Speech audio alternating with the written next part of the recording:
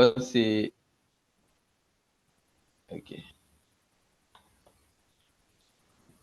Merci tout le monde parce que nous déjà là et pour nous entendre et commencement et premier événement sur acceptation universelle et en Haïti en partenariat avec ICANN et puis TECED.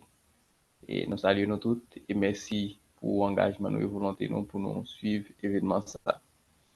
Donc, déjà nous connaissons et puis nous avons regardé notre petite vidéo qui était faite avec les partenaires et ou bien ambassadeur ticket nous déjà comprenons ça acceptation universelle.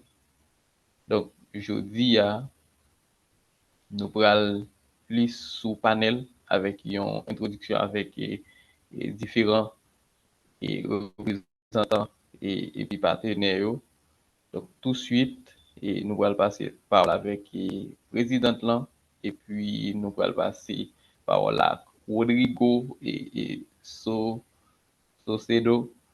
donc à remplacer et qui c'est représentant ICANN, donc à remplacer Daniel Fink qui pas là et malheureusement.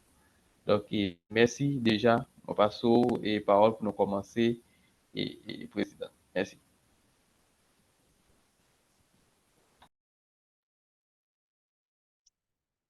Merci, merci collègue Govel. J'espère que tout le monde t'a bien. Hello, can you hear me? Mesdames et messieurs, chers membres et amis du ZOC, chapitre Haïti, distingués invités,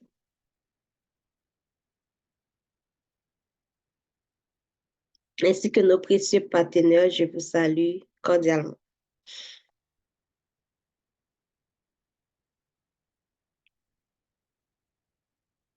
Nous sommes réunis aujourd'hui avec un immense plaisir pour célébrer la toute première journée de l'acceptation universelle en Haïti.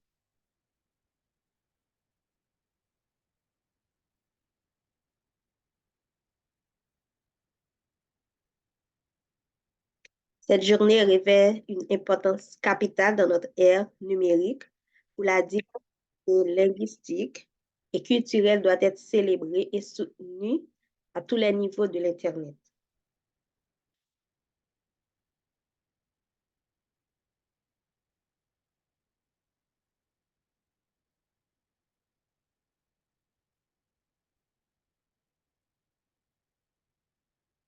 En tant que chapitre haïtien de l'Internet Society, avec ICANN et TECED comme partenaires, nous sommes honorés de prendre part à cette célébration et de promouvoir l'accessibilité en ligne pour tous. La journée de l'acceptation universelle est une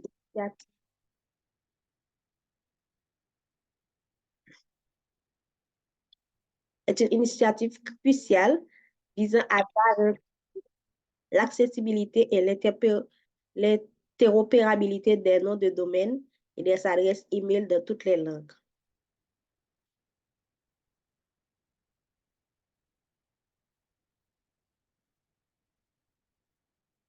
Cela signifie que les éléments doivent être traités de manière égale et fonctionnelle, quelle que soit la langue et la culture auxquelles ils appartiennent. L'acceptation universelle ne se limite pas à un simple concept. C'est un engagement en faveur de l'égalité numérique et de l'inclusion de tous les citoyens. Haïti mérite d'être pleinement représenté et reconnu sur la scène de l'Internet mondial. C'est pourquoi nous travaillons sans relâche pour garantir que nos noms de domaine, nos adresses e-mail et nos contenus en ligne soient accessibles et fonctionnels dans toutes les langues utilisées en Haïti.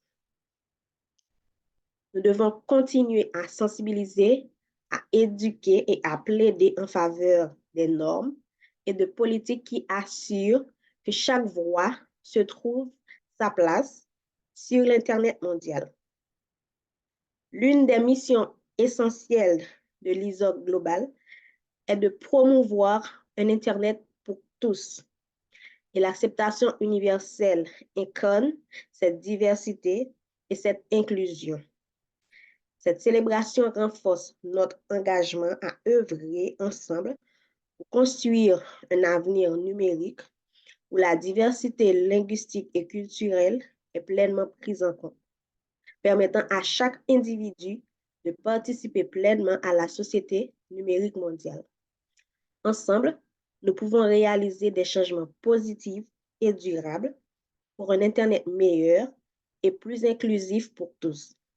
Vive la journée de l'acceptation universelle et vive la diversité sur Internet. Merci à vous tous pour votre attention.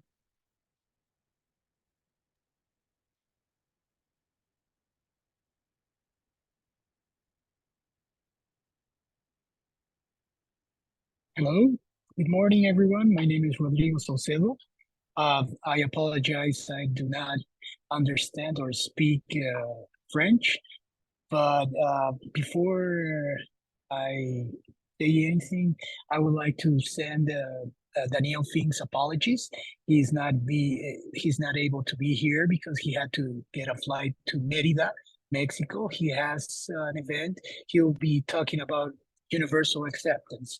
So on his behalf, I would first of all congratulate ISOC Haiti for the UA Day event.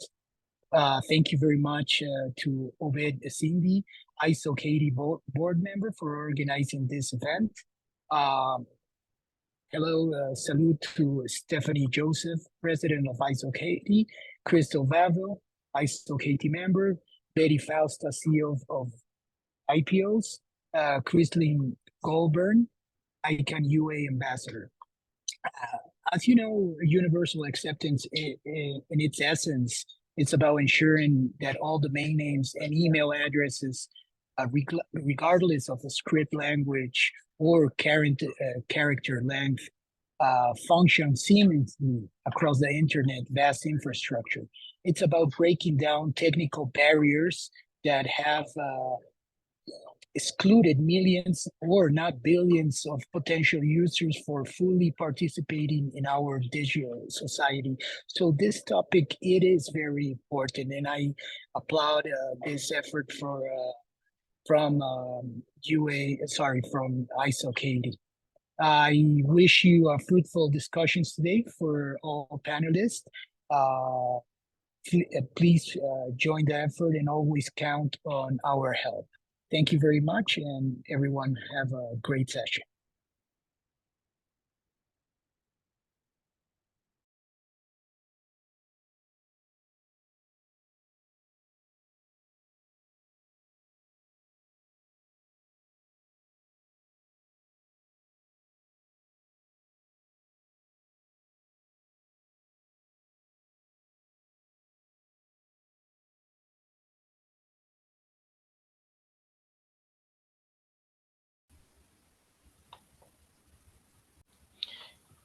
Thank you so much, Odigo, for your remarks. Kounia, nous a passé directement place avec premier panel nous. Donc, merci déjà nous avoir tout invité nous là. Donc, Chrislin, Christelle, Betty. Donc, tout de suite, on a passé place avec premier panel. Donc, selon calendrier. Merci un peu.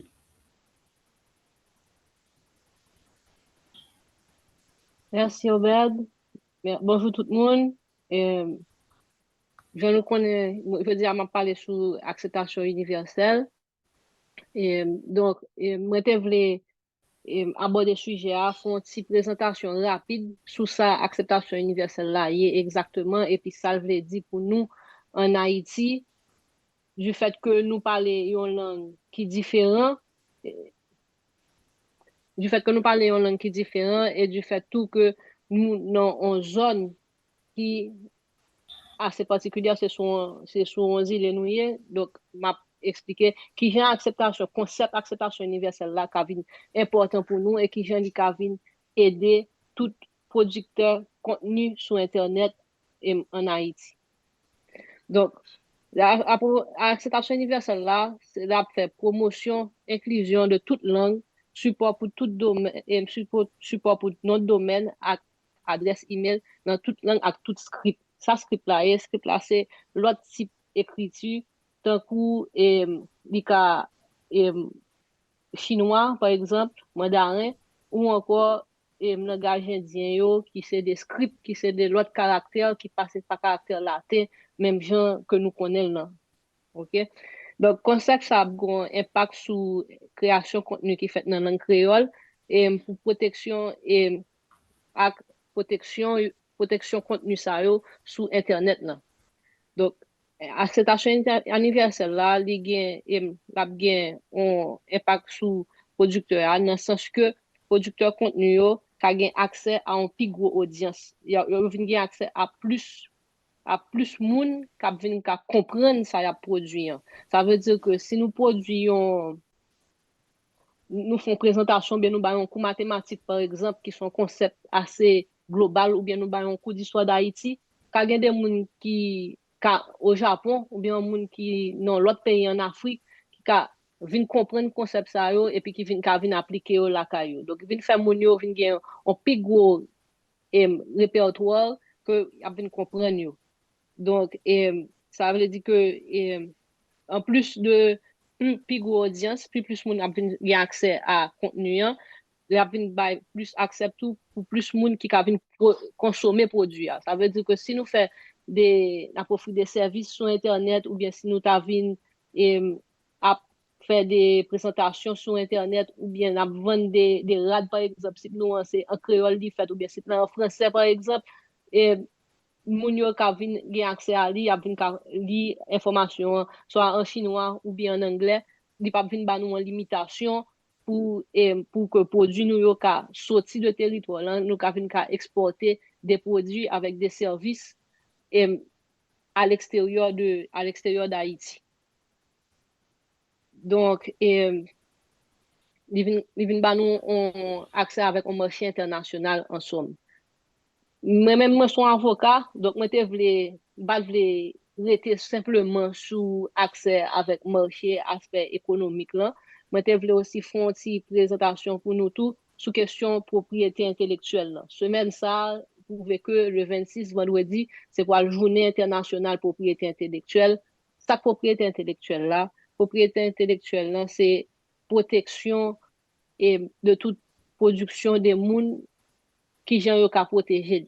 Donc en Haïti, nous avons question, nous avons aspect les droits d'auteur là, droit d'auteur son loi qui existait bon, il était existé avant mais nous avons un amendement qui était fait en 2005, on réforme sur le droit d'auteur en 2005 et donc il vient protéger œuvre tout auditeur avec une production artistique avec littéraire. Ça veut dire que si un monde qui fait en présentation folklorique ou bien si il y a des gens qui viennent faire qui écrit un livre c'est loi sur droit d'auteur qui a appliqué qui a protégé artiste avec producteur ça. OK? Donc selon loi sur droit d'auteur il protège tout non seulement parce que pas oublier acceptation universelle là non seulement protéger œuvre là mais pas oublier que moun yo a bien accès à des traductions de œuvre là. Donc loi sur droit d'auteur la protéger traduction en tout. Donc, ça veut dire que sous ça, il y a un impact, acceptation universelle, il y a un impact sur protection, création, artiste, ou bien création producteur, c'est quand il ne doit pas un artiste ou son producteur, il vient protéger tout. Donc, il y a une question de droit moral là, ça veut dire que dans le droit d'auteur, c'est droit pour l'auteur là, pour reconnaître que c'est lui qui crée le produit, OK? Il vient protéger l'auteur là. Et qui crée contenu. Donc, il a protégé dans le fait que si il y a des gens qui viennent faire des traductions ou bien des interprétations de création qui viennent avoir un impact négatif, les gens ça poursuivre. Et l'auteur a limité tout accès à, il a dit que il pas veut œuvre ça disponible dans telle langue ou bien sur telle plateforme, il a limité le tout. Donc, tout ça, c'est des bagages que, avec question propriété intellectuelle là, que acceptation universelle là pas un impact sur lui. Donc Et en somme, acceptation universelle là a joué un rôle important dans la promotion et respect des droits d'auteur. Li vin a permettre reconnaissance auteur auteur avec contenu que li produit dans l'autre langue et dans l'autre culture. Et li vin aider préserver intégrité et paternité œuvre là, li permettre gagner une approche plus inclusif dans le respect diversité culturelle de tout le monde sans distinction de côté yo sorti ni de qui langue yo parle. Donc si nous avons des questions, je suis disponible après. Merci Robert. D'accord, et merci beaucoup Christelle. Donc c'est très bref. Et n'a rappelé nous que Christelle c'est ancienne présidente et chapitre là, et puis c'est avocate et puis membre fondateur chapitre là. D'as précisé, merci. Et puis nous tout de suite à passer avec Betty Fosta qui c'est CEO de IPOS et qui c'est un membre très actif dans ICANN et surtout à l'âge et qui a plus centré sur accessibilité. Merci Betty Guevara.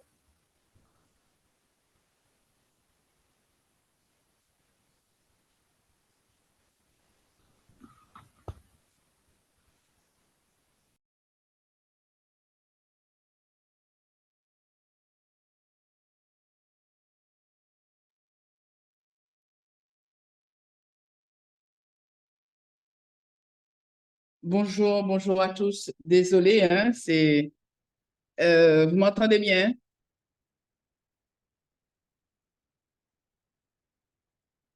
OK. Bon, Ok. Oui. Oui. OK. Bonjour, bonjour. Donc, je poursuis. Ce qui est important pour l'Universal Acceptance, c'est que c'est une opportunité économique énorme pour un territoire. Parce que lorsqu'on parle des noms de domaine, l'internationalisation des noms de domaine, ça veut dire qu'on va prendre les habitudes, le langage des populations locales. Et donc, c'est des marchés qu'on veut faire du e-commerce en local, qu'on veut faire des applications, qu'on veut faire un réseau, ben, ça prend en compte la langue que parlent naturellement les gens. Et donc, tout ça, c'est un vecteur d'inclusion. L'inclusion économique, ça veut dire que ce sont des devises pour tout un chacun, pour toute la population, et c'est quelque chose qui n'est pas à négliger et qui est très important au niveau, en fait, de la population locale. Alors, imaginez-vous que lorsqu'on parle de l'internationalisation, on a deux niveaux, en fait, d'interaction. On a un niveau international avec la reconnaissance des noms de domaine, mais il peut y avoir sur un territoire la création et la gestion de noms peut-être qui étaient, admettons, on veut prendre un nom qui était un peu rare, difficile à trouver en .com parce que c'était cher, mais en ayant une logique d'internationalisation des noms de domaine, on peut travailler sur la langue locale et avoir des noms qui ressemblent à la culture de la population locale. Ça, c'est très important à comprendre. Ce qui veut dire aussi, c'est que très clairement, il faut savoir qu'Haïti n'est pas seul là-dessus. Ceux qui peuvent être concernés, c'est des milliards de personnes, 3,4 milliards de personnes qui ne sont pas forcément liées à l'anglais ou à des langues internationales. Voilà, ça c'est important. Donc, on a les pays type orientaux, hein, donc on a les Japonais, c'est 9% dans l'écriture qui est non alphabétique. Les Chinois, c'est 21% de la population mondiale et les Indiens, 13%. Alors, il faut savoir que parmi les leaders, c'est quand même les Indiens qui sont très, très intéressés parce qu'ils ont plein d'États avec des micro-marchés, l'économie locale, et on peut faire le parallèle avec Haïti, où quelque part, qu'on soit sur Port-au-Prince ou sur Jacmel, on a des micro-marchés, on a des logiques, et cet Internet qui serait en fait plus universel, qui accepterait en fait les langues avec accent, notre créole, tout ça, ça permet en fait d'avoir une façon de concevoir le marché futur de l'Internet.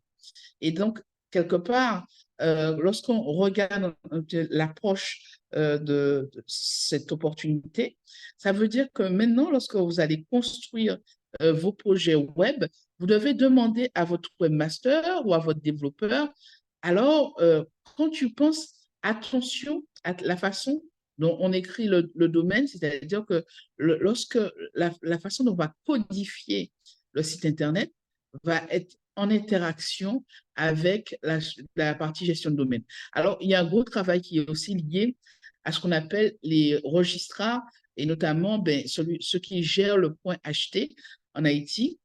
Ça veut dire typiquement qu'il y a un travail technique à faire en termes d'infrastructure.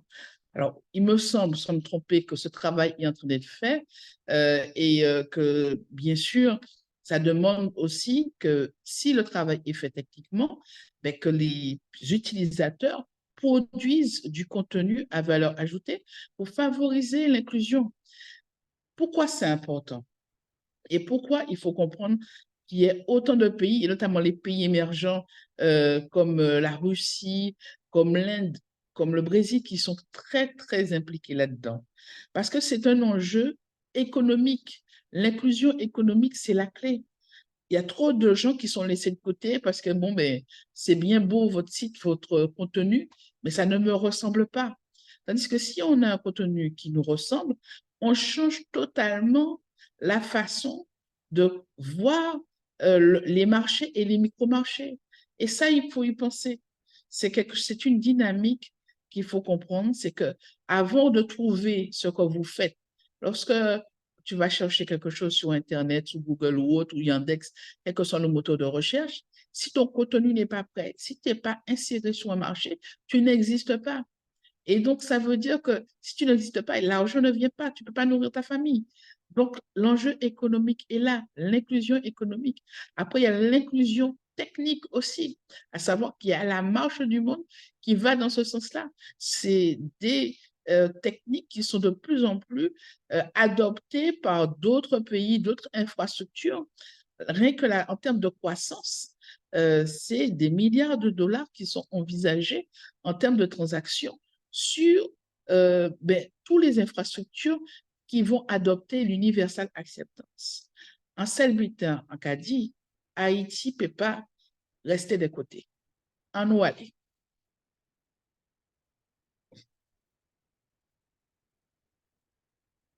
Enfin.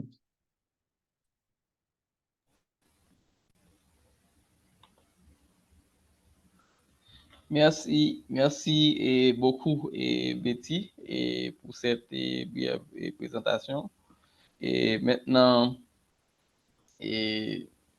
on va passer la parole à vous pour les questions.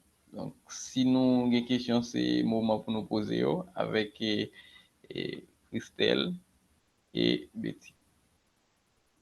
Est-ce que vous avez une question? Donc, nous avons écrit dans le chat là, nous avons levé nous tout pour nous capables de prendre une question. Après, pour nous passer avec Christine Boulbonari. Est-ce que vous avez une question?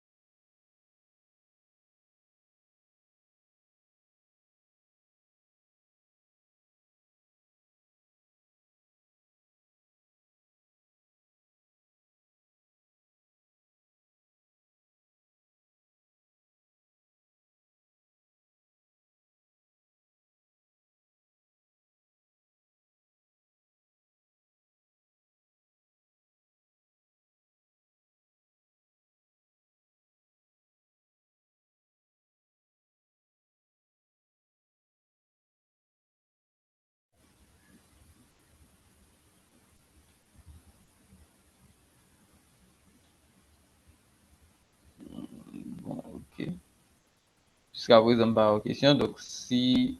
Until now, I don't see any question. Alors, il y a une question dans le chat là. Oh, ok. Ok, merci. Comment? Ok. Et mon message, bon, regardez-moi qui est ça. Hein? Ok.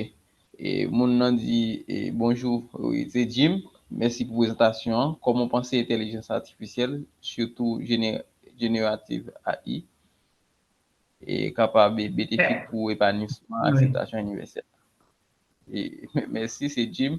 Et Betty, cette question s'adresse à vous. Donc, merci pour cette présentation. Comment vous pensez que l'intelligence artificielle pourrait être bénéfique pour l'épanouissement de l'acceptation? Okay, can I answer? On peut répondre en créole ou en français, qu'est-ce préféré? Bon, n'importe, français ou créole. OK. Alors, ce qui est important à comprendre, c'est que vraiment, l'IA permet d'avoir des conversations en temps réel et permet en fait d'intégrer tout un dictionnaire de contenu. Je vais arrêter l'interprétation de mon côté. OK. Je suis désolée. Oh, donc, du coup, en fait, l'IA permet de récupérer une somme d'informations. Et ce qui est cool, c'est que le créole haïtien est codifié et donc peut être utilisé pour valoriser les vidéos. Ça qui est intéressant aussi, c'est que le futur de l'Internet qui est passé aussi par... Donc, dès à présent, dès maintenant, la jeunesse doit s'emparer de l'IA générative comme outil de production de contenu.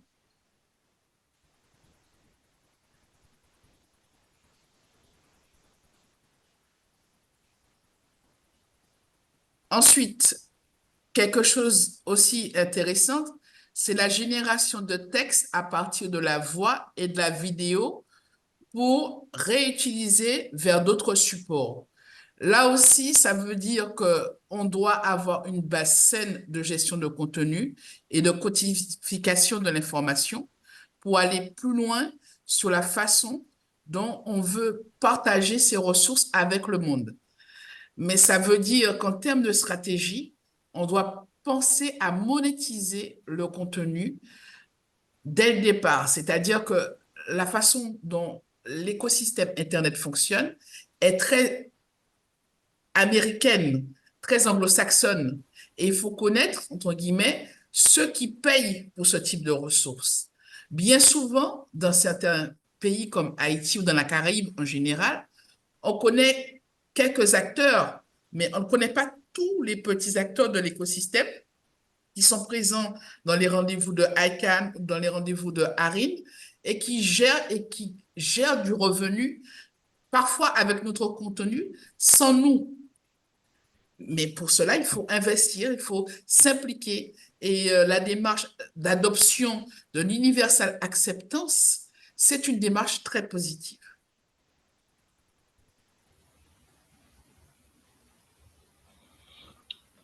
Mais, merci et beaucoup Betty.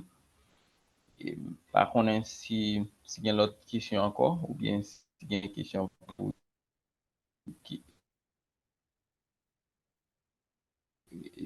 Christelle, est-ce que tout et Jim Laporte senti ou satisfait de réponse? Ok. Et moi, ouais, yon l'autre monde réagit. Donc, bon, regardez ça, il dit. L'acceptation. Bon.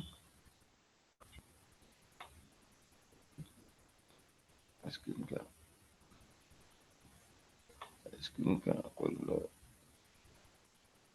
C'est lui.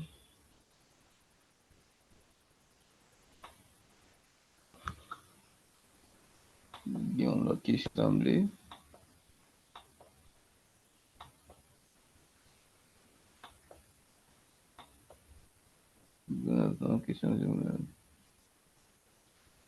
Ok, et gagnons question et pour Christelle Vaval, sous question acceptation universelle là, propriété intellectuelle, comment nous ti producteur contenu Haïti, comment nous ti producteur contenu Haïti ka protéger contenu. Tout le monde prend un pas tout contenu utilisé ça. Donc ça c'est de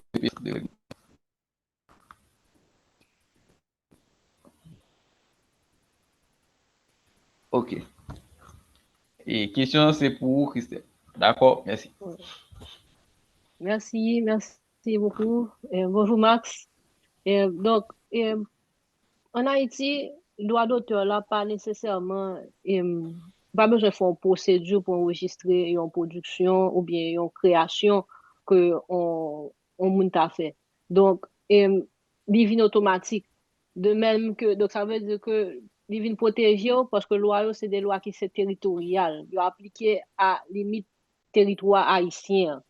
Donc, ou ka gon œuvre qu'on produit, ou ka vin gon réalisation, ou bagay qu'on crée, et moun nan ka en Chine, la protéger en vertu de la loi sur les droits d'auteur, la vin gon certaine protection. Vous comprenez? Donc, gon respect qui parle vin gagner. Donc, artiste là, loi ou pas international, donc il y a des conventions internationales tout qui peut l'appliquer, mais ça veut dire que si artiste là, producteur là, produit une œuvre là, c'est produit Haïti, ok? Œuvre là a automatiquement protégé pendant toute vie auteur avec après le moli pendant une certaine période.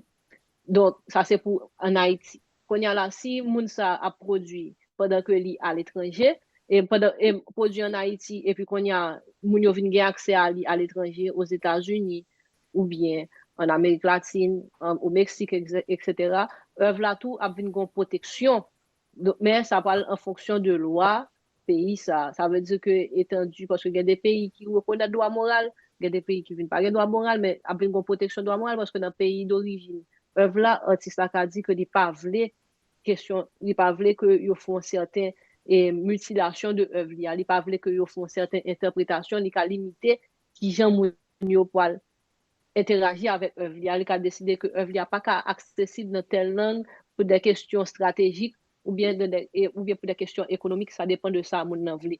Donc c'est ça qui parle, c'est impact là que acceptation universelle là son concept que faut qui j'en a géré avec question propriété intellectuelle là en même temps.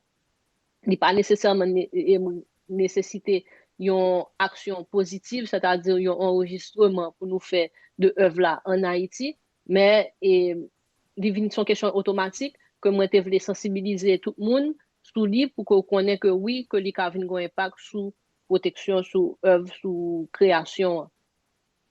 Merci. D'accord, et merci beaucoup, Christelle. Donc, en fait, Max capable, collègue Max capable de réagir dans le chat là. Et gagnons l'autre question, nous voulons, parce que par contre, si c'est Christelle qui a commencé avant, ou bien c'est Moi, j'ai une Betty, donc, question. oui, Jim Laporte Ousmane mettait pour Voltaire. moi. Pardon, Oh, parce que ok, moi, Jim Laporte sous même question et droit d'auteur là, avec ok, intelligence artificielle là, peut-être si m'était qu'à continuer sous même l'ancien. ok. Soit pensé au bien. Max collègue Max dit, et merci. Yeah. Oui, on met continuer. Oui. Donc, oui, merci Jim. Donc, pour question droit d'auteur là, moi-même, je pense que avec intelligence artificielle là, côté que ou ka mettre un texte dans une langue, par exemple un texte en anglais et pour dire le traduire en français. Donc, qui est-ce qui pourra auteur texte là? Est-ce que c'est application AI là, ou bien ChatGPT, ou bien si c'est auteur original là? Donc, après quelques recherches, parce que c'est des concepts qui sont assez nouveaux, et côté que actuellement, il y a des tribunaux qui ont statué sous question intelligence artificielle là. Donc, concept ça, jusqu'à présent, et idéal, c'est que auteur original, là, ça veut dire que si tu écris un texte en français et que on moun vient traduire en espagnol, même si c'est ChatGPT, pardon, qui traduit en espagnol, et auteur là, paternité, œuvre là, prêté pour moi-même, même si texte original là, c'est dans l'autre langue. Traduction en tout, la protéger, même genre que texte qui en français. Donc, et je ne sais pas si je réponds à une question ou Jim, ou bien si tu as ajouter un autre bagage. Merci. Et Obed, je ne sais D'accord. pas si tu as une autre question. Oui, gon l'autre question encore. Et ben, si c'est vous-même qui répondre avant ou bien et Betty. Donc, c'est de Ousmaël Voltaire. Et Jim ou capable réagir dans le chat là si vous donc sous gain l'autre bagage on va ajouter. OK. Ousmaël Voltaire dit l'acceptation universelle fait référence à la subscription de tout contenu qu'il soit écrit ou oral.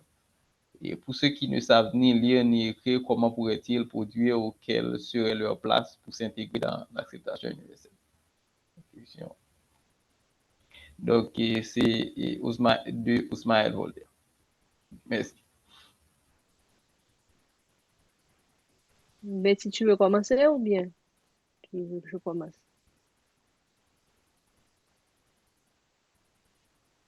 Je laisse prendre le lead dessus. Ouais. Pas de problème. Donc, les créations sont faites. Et le contenu n'est pas nécessairement écrit, c'est un contenu oral et les applications de traduction, etc. Ce sont des applications qui se font, on n'a pas besoin d'avoir un texte écrit pour avoir la protection, que ce soit pour les questions de droit d'auteur ou bien que ce soit pour l'acceptation universelle.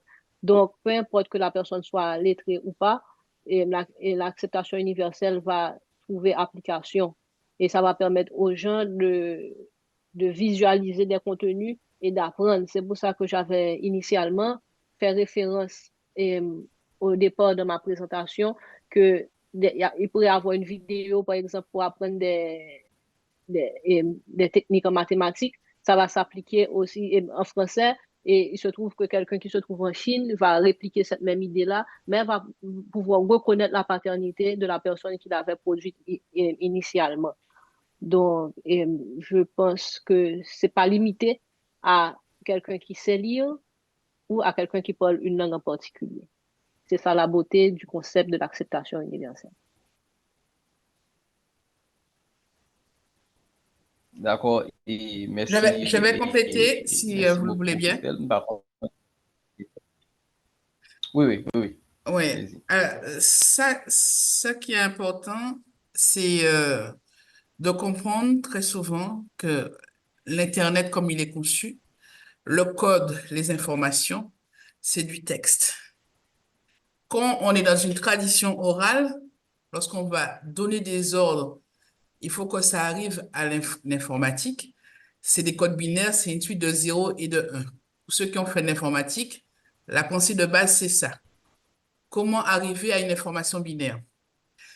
Ce qui est intéressant et fortement utile pour le futur et dans la recherche de la façon de concevoir ce qu'on est, c'est-à-dire des populations à tradition orale, c'est de regarder maintenant comment facilement avant même les outils IA, on transformait les voix en texte et inversement. On a ce qu'on appelle des applications text-to-speech ou speech-to-text. D'accord? L'un des leaders mondiaux pendant longtemps a été Read Speaker. C'était des Finlandais. Parce qu'ils avaient une forte population qui était malentendant ou qui avait des formes de handicap. Voilà. Et il ne faut pas oublier que Pareil, lorsque vous avez Tim Berners-Lee, qui est l'un des pères d'Internet, et sa femme est en situation de handicap, la façon dont l'Internet est arrivé, c'est grâce aussi à cette notion de handicap, de différence. C'est pour cela que le fait d'être une tradition orale, d'utiliser l'oral, n'est pas une faiblesse, mais il faut comprendre que ce contenu qui est oral doit être transformé pour l'instant vers un contenu textuel et recodifié. Mais ça ne veut pas dire que ça sera ça tout le temps, parce qu'il faut savoir qu'en parallèle, la recherche avance. Il y a énormément d'équipes, notamment au sein de l'Universal Acceptance. On en a parlé avec Max Larsson, j'espère qu'il pourra répondre. Je veux qu'on travaille sur cette façon de penser l'Internet du futur. L'Internet du futur doit s'écrire avec nous, pas sans nous. Et donc, ça peut être intéressant pour Haïti, pour la Caraïbe et l'Amérique latine, qu'on utilise ce biais pour le futur de l'Internet. Parce que, en parallèle de ça, vous avez vu dans les grandes recherches qui ont été mises à l'honneur à Las Vegas, c'est le téléphone qui est le futur du smartphone, qui est sans smartphone. C'est un petit bouton auquel on commande vocalement des choses. Vous avez vu, c'est un petit pin, c'est un ancien qui était, je crois que c'est un ancien de Google, euh, qui, avec ses millions, a dit, mais je vais sur le futur du smartphone sans smartphone. Un petit bouton qui est punaisé à son veston. Il fait des commandes, il fait des programmations, etc., etc. On a l'impression qu'il a un smartphone, mais sauf qu'il n'a pas de support. Il le fait tout à l'oralité. Et nous, on ne doit pas être mis de côté, mais ça veut dire que c'est maintenant que ça se décide. C'est maintenant que ça se prévoit.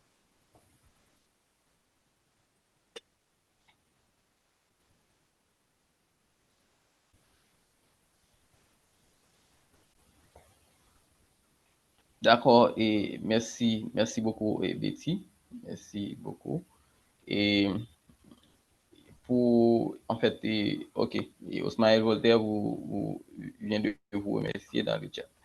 Donc, pour, pour maintenant, en fait, j'avais vu une main levée, mais après, en fait, je ne sais pas si Léon Lovensky avait une question ou quelque chose qu'il voulait ajouter. Donc, OK, d'accord. OK, Lovensky. Bon, merci. En fait, j'ai baissé la main parce que je me pensais que je devais tout simplement écrire dans le chat. Je commence à écrire. Mais merci pour la possibilité. En fait, bon, mais merci aussi à Betty et à Madame Vaval pour leurs interventions. C'était enrichissant. Et ce que je recherche, c'est en fait des deux questions. Ce que je recherche d'abord, c'est une petite précision sur ce que consiste l'acceptation universelle en soi. Est-ce que ça se limite? Et en fait, en termes d'objectifs, est-ce que ce qu'on recherche, c'est un écosystème où les noms de domaine et, et les adresses email arrivent à accepter les caractères provenant de différentes communautés et, et que la production de contenu en général dans diverses langues ne fait que contribuer à ça et à augmenter la demande en quelque sorte, ou bien est-ce que la production de contenu en soi, de manière générale, et ça fait partie aussi de l'objectif recherché et en termes d'acceptation universelle. L'autre question, c'est plus, en fait, ça a aussi rapport avec Mme Vaval et Mme Besti, c'est pour ce qui a à voir avec le squatting multilingue. En fait, ça se réfère au fait que ça a un peu à voir avec la question de propriété intellectuelle. On peut avoir une production intellectuelle là, quelque chose comme ça, et puis quelque chose de très connu. Et puis, dans certains cas, il y a des gens qui peuvent anticiper et utiliser ce nom,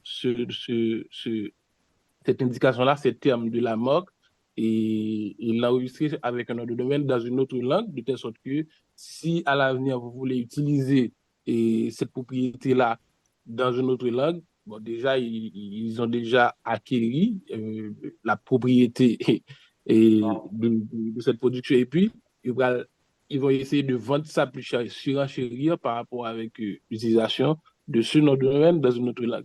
Est-ce que, par exemple, en fonction des instances qui qui évoluent dans le domaine? Est-ce qu'il y a des moyens de contrecarrer ce genre de choses? Est-ce que c'est quelque chose qu'on essaie de combattre aussi? Est-ce qu'il y a moyen de prévoir ce genre de choses?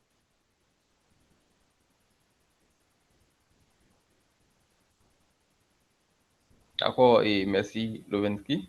Je ne sais pas si Betty vous voulez J'ai commencer raté la avant. première partie. Je me souviens de la deuxième partie, mais j'ai raté la première. Je ne sais pas si Betty se rappelle de la première. Est-ce qu'il peut résumer en une question parce il a beaucoup Ouais, développé. il a Voilà, parlé est-ce de qu'il peut voilà, UGRP. résumer en une question? Allons faire deux questions. Lovensky. Allons faire une première question Deux et puis questions, après ça, on une pour pourra parler de la Betty. question de la résolution différente. Ok, faisons ça. Faisons ça. Bon, en fait, non, je vais commencer par la deuxième, parce que je sens que vous avez tous les deux entendu la deuxième. Je sais qu'il y a un phénomène où, par exemple, si j'ai un nom de domaine là dans une langue, et je sais qu'il y a des gens, des squatteurs sur l'Internet qui peuvent utiliser ce nom de domaine très connu et l'enregistrer dans une autre langue. De sorte que si moi-même je voulais faire une utilisation de ce nom de domaine dans une autre langue, vu qu'ils ont déjà acquis la propriété de ce nom de domaine dans l'autre langue, ils vont essayer de surenchérir.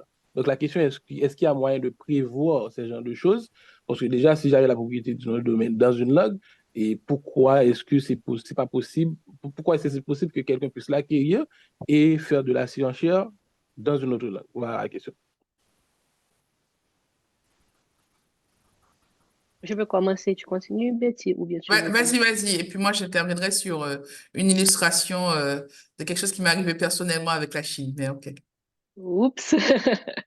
Donc, la question des cyber squatters, c'est quelque chose qui arrive et malheureusement, et même au niveau de l'ICANN, au niveau de l'Organisation mondiale de la propriété intellectuelle, récemment, j'ai pris une formation avec eux sur la question de l'arbitrage des noms de domaine. Et c'est vraiment difficile d'empêcher aux gens d'enregistrer ou bien de bloquer certaines marques. Il y a des marques qui sont dites notoires, ça veut dire que des marques au-delà de leur enregistrement sont protégées. Par exemple, il y a des marques comme Coca-Cola, où on sait que peu importe le pays où on va, tout le monde connaît Coca-Cola. C'est devenu une marque notoire qui transcende les frontières du pays d'origine de ce produit, de cette marque. Et effectivement, il y a les cyber squatters. Il y avait des gens, par exemple, qui enregistraient des noms de domaine parce qu'une compagnie ne peut pas se mettre à enregistrer sa marque dans tout dans tous les TLD. Avec tous les TLD, ça va être pratiquement impossible. Ça va coûter vraiment beaucoup d'argent. Mais il y a des compagnies qui ont beaucoup de ressources. Et quand j'avais été à la formation, ils ont montré, par exemple, BMW, qui a justement des gens qui vérifient sur les marchés stratégiques ou faire aller de l'avant pour pouvoir enregistrer et bloquer certaines marques. Il y a aussi au niveau de l'ICANN ce qu'ils appellent le sunrise period. Ça veut dire que dès qu'un nouveau TLD va sortir, les marques peuvent déjà venir et les compagnies peuvent déjà bloquer leurs marques au niveau de ces domaines-là. Donc, c'est quelque chose qui se fait peut-être en amont, mais malheureusement, les registres ont eux-mêmes à l'interne des mécanismes de résolution différents. Ça veut dire que si, par exemple, Lovensky, vous avez une marque qui est enregistrée en Haïti et que vous voyez que la personne est en train d'enregistrer votre même compagnie et dans un autre pays, dans une autre langue, et que vous avez vu que c'est des produits similaires qui pourraient porter atteinte à vos produits, au niveau de l'ICANN, tous ceux qui sont les DTLD, c'est obligatoire qu'ils aient le mécanisme de résolution différent qui s'appelle le UDRP, mais au niveau des CCTLD, ça veut dire des country codes pour les pays, ils ne sont pas obligés d'avoir ces mécanismes de résolution de différents-là. Ça va être quelque chose à l'interne pour chacun de ces CCTLD-là. Donc, on va devoir contacter peut-être le FRDDH en Haïti pour demander quel est le mécanisme en cours qui s'applique pour pouvoir résoudre le conflit parce que quelqu'un est en train de squatter votre marque, même si que vous n'êtes pas enregistré en Haïti, mais quelqu'un est en train de porter à tête à votre business. Donc, en somme, pour moi, c'est pas possible de tout bloquer, mais il y a moyen d'être proactif et de bloquer pour certains marchés. Merci. Vas-y, Betty. Oui, pour compléter, je dirais que protéger sa marque et son identité coûte très cher parce qu'il faut anticiper et réserver le maximum d'extensions. Et tout d'abord, il faut réserver sur ce qu'on appelle les marchés prioritaires, hein, à savoir les marchés où vous allez. Si vous n'avez pas l'intention d'aller vendre au Brésil, ça ne sert à rien d'enregistrer une extension brésilienne. Donc, il faut aussi être cohérent avec votre démarche commerciale. Si vous n'avez pas, vous avez peu de moyens, effectivement, vous avez tendance à prendre un point .com parce que ben, forcément, c'est une extension qui fait, comment dire, qui est reconnue par plein de pays et donc, quelque part, le fait d'enregistrer un point .com avant parfois l'extension de son pays, point .ht, peut parfois aider. Donc, point .com et le point .ht, ça c'est important. Mais ce que Christelle Vaval a dit est absolument vrai. On ne peut pas tout protéger et parfois, ben, les organisations qui sont chargées de régler les résolutions de conflits, ben, ils font face à des réalités réglementaires. C'est-à-dire que si vous n'êtes pas le premier à acheter votre propre nom, votre propre bond à l'étranger, ben, quelqu'un qui a besoin de cette image-là peut l'utiliser. Et j'avais illustré, par exemple, sur la Chine récemment, le registraire de la Chine m'a appelé parce que ben, il y avait une structure qui n'est pas dans le numérique, mais qui est dans la finance, qui voulait en fait acheter ipeos.cn. On est contacté en amont parce que le registre a fait son travail. On m'a informé. Le fait de faire ça, ben, j'ai eu une alerte. Mais quand vous avez ce genre d'alerte, ne faites pas les morts en disant, ouais, c'est mon nom, c'est ma marque. Si vous pouvez enregistrer, profitez pour enregistrer tout de suite les noms que vous ne voulez pas qu'ils soient récupérés, ce qui fait que ça bloque la démarche du squatter ou du cyber-squatter. Ça, c'est du côté pragmatique. Mais après, si vous avez de l'argent, il faut, pour plusieurs années, penser à enregistrer votre nom de domaine avec plusieurs extensions. Mais ça veut dire qu'il faut aussi avoir le budget pour renouveler. Donc, c'est une corrélation entre ben, vos capacités financières, vos objectifs et vos marchés visés. Donc, c'est là encore, on revient à la question de l'économie. Qu'est-ce que vous voulez en faire? Et si c'est pas pour monétiser, c'est pour faire du joli, c'est pas la peine. Je voulais aussi ajouter, Betty, si je me permets, les artistes, par exemple, ou bien les hommes politiques, assez souvent, quand les gens voient qu'un artiste devient populaire, ils enregistrent. Par exemple, disons que Léon Lovensky deviendrait populaire, j'enregistrerai léonlovensky.us ou bien quelqu'un en Chine.cn. À ce moment-là, c'est son patronyme. Donc, toutes ces questions-là entrent en jeu avec la protection et moi-même, Christelle Vaval, je ne peux pas me mettre à enregistrer combien ça va me coûter pour entretenir tous ces domaines-là et de façon annuelle. Donc, tout ça, c'est un autre débat.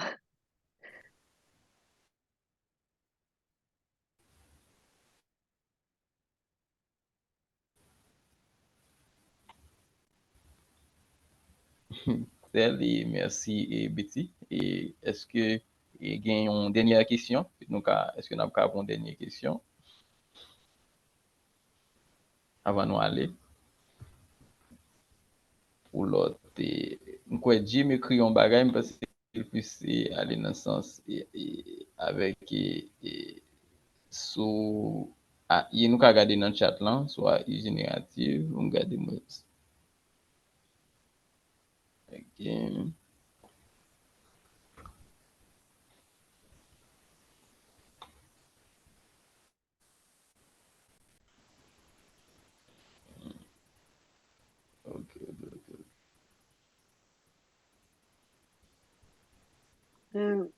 Moi, ouais, question, oui, Obed, même pas fin comprendre. Donc, est-ce que c'est du point de vue, Jim, sous tes cas clarifier pour moi, sous tes cas Ok. la parole, ou bien sous comprendre, Obed. C'est limite ma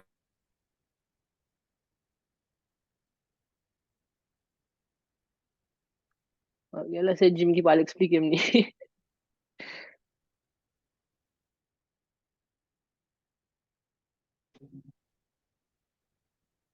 Bonjour, je ne sais Est-ce pas que, si je suis audible. Oui, là, je vous entends. Merci. Voilà, en fait, ma question, elle concerne les génératives AI. Et c'est une Mhm. préoccupation.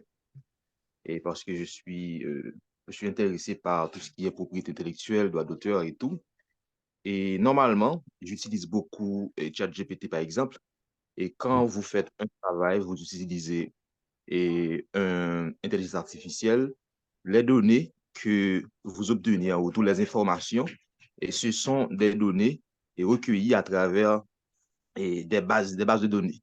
Ce sont des informations et ce sont des données produites par des auteurs et par des gens qui travaillent. Et en fait, dans un monde où les génératives AI sont très utilisées pour la production de contenu, certains disent même que c'est l'avenir de la production de contenu. Comment arriver à une protection, comment anticiper la dérive, quoi, parce que les gens se produisent à longueur de journée et les gens ne réfléchissent plus. Nous avons des AI sociologues, des AI et mathématiciens. Et comment arriver à protéger efficacement la propriété intellectuelle lorsque les génératives AI sont considérées comme l'avenir de la production de contenu. C'est ça ma question. Je comprends. Et actuellement, comme j'avais dit, c'est le débat actuel. À qui est le véritable auteur, qui est l'ultime auteur de la production qui va être générée. Parce il y a même des artistes qui utilisent des génératives AI justement pour pouvoir écrire des musiques.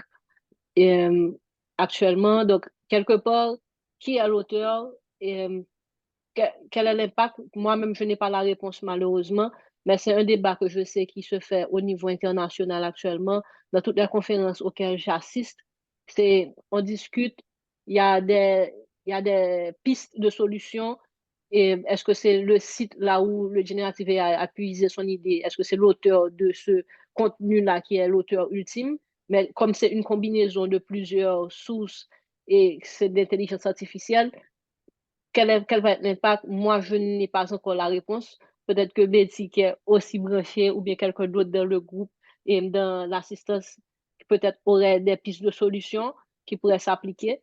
Mais actuellement, moi, je suis un petit peu, bon, je suis plus fascinée et j'attends pour voir comment ça va évoluer. J'ai un complément de réponse à fournir. Ce n'est qu'un complément, mais sur le fond, ce qui est clair, c'est que la propriété intellectuelle, le droit d'auteur et la créativité au sens large est en train d'être redéfinie en termes de frontières. Mais une des premières choses qui ont été réalisées avec l'arrivée massive dans le grand public de le générative AI, c'est la question de la détection.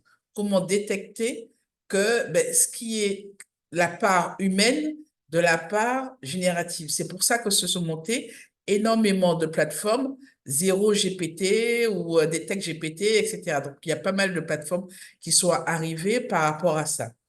L'autre chose aussi qui a été réalisée, c'est la question en fait du droit d'auteur qui a été renforcé dans certains pays. Et notamment en Europe, il y a eu des textes concernant la notion d'antériorité, c'est-à-dire c'est comme toute une chose, c'est comme le droit du sol, le terrain. Lorsque vous êtes propriétaire, vous avez à un moment donné un document qui valorise le fait que vous soyez propriétaire. Sur certains contenus, le problème avec le contenu, c'est que même vous pensez à un moment donné que c'est vous qui êtes l'auteur, mais vous n'avez peut-être pas vérifié en amont qu'une partie de ce que vous avez produit appartenait ou était déjà peut-être déposé par d'autres. C'est-à-dire que celui qui se pense propriétaire au niveau du contenu peut être dans l'illégalité et donc avoir des droits à payer pour d'autres personnes, d'autres tiers. Donc, c'est délicat dans le sens où ceux qui sont procéduriers, ceux qui se font accompagner par un avocat, mais aussi lorsqu'on crée, on innove, on est dans l'innovation, il faut structurer son innovation. Et donc, par rapport à ça, je parle plutôt de l'industrie logicielle ou dans la partie contenu innovant. Dans ce cas-là, l'innovation est structurée par des textes au niveau international, hein, comme le manuel d'Oslo, qui permet en fait de définir c'est quoi l'innovation, c'est quoi la solution, le produit innovant et comment le démontrer, etc. Dans ce cas-là, si vous avez une procédure, vous écrivez, vous notez votre façon de travailler qui peut être intéressante et que vous démontrez que ben, quelque part, vous n'avez pas eu besoin d'intelligence, vous avez vous-même conçu ça, vous avez une démarche, ben, les choses sont claires pour les tiers. Vous pouvez faire valoir votre droit sur ce que vous avez produit. Donc, ça veut dire aussi que cette tendance à réglementer, se faire accompagner, budgétiser la professionnalisation autour du contenu, ça, c'est important. Vous avez dû remarquer, lorsque des acteurs comme TikTok sont arrivés, ben, au départ, ils ne s'occupaient pas forcément de la partie réglementaire. Donc, allez hop, celui qui avait le plus de vues, etc., on lui donnait un peu la part du lion, etc. Mais depuis, les personnes qui ont produit du contenu qui sont populaires sur TikTok se font accompagner par des juristes ou par des professionnels qui font, en dehors même de la question du droit, mais sur les questions aussi de contrat, de monétisation, de gestion des affaires, ben, il y a d'autres modalités de contractualisation et de monétisation qui se sont révélées. Et plus on a des pays qui sont riches et on respecte la réglementation, plus, entre guillemets, ces gens-là sont payés. Par contre, quand les pays sont pauvres et il y a pas, c'est un peu la jungle, eh ben, on paye très peu ceux qui créent le contenu. Donc, c'est aussi intéressant de se dire, mais si on commence à professionnaliser la façon d'aborder ce contenu qu'on l'on produit, peut-être qu'on gagnera plus.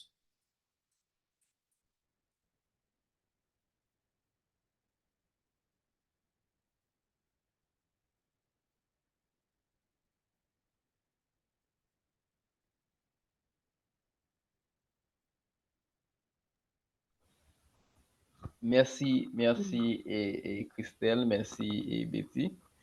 Et je ne sais pas si on peut encore prendre une autre question, hein, parce que je vois qu'il y a un engouement et pour cette session. Donc, nous est sujet à tomber dans l'intelligence artificielle. Donc, ça a montré force, surtout l'intelligence artificielle dans tout domaine et enjeu et puis que le gain, donc que le créer dans tout domaine. Donc, c'est ça. Et Lovens qui a ajouté dans le groupe là, est-ce qu'en attendant, et Christelle Babal, on a le droit de protéger du contenu qu'intelligence artificielle a généré grâce à l'intelligence artificielle? Ben, c'est ça sont en question. Et Lovens qui Bon, pose. Donc, je vais répondre à une question. Merci. d'accord, Euh, d'accord. Je vais répondre Bah, rapide, mais je pense que c'est Betty qui va répondre sur l'aspect international, là, parce que rapidement, sur la question locale, il n'y a pas vraiment d'avancée sur la question de l'intelligence artificielle. Et comme j'avais expliqué un peu plus tôt, et le contenu, pour pouvoir le protéger, il faut que il soit produit par quelqu'un. Et là, si c'est l'intelligence artificielle, l'auteur ultime de l'œuvre, je vois difficilement comment on va protéger une œuvre qui a été créée par l'intelligence artificielle, bien que ça soit moi qui ai passé la commande. Et ça, c'est mon opinion pour le moment, pour le territoire haïtien. Mais comme Betty a exprimé plus tôt sur comment ça se passe en Europe, sur les territoires européens, comment ça se passe, je ne sais pas s'il y a eu des avancées sur la question.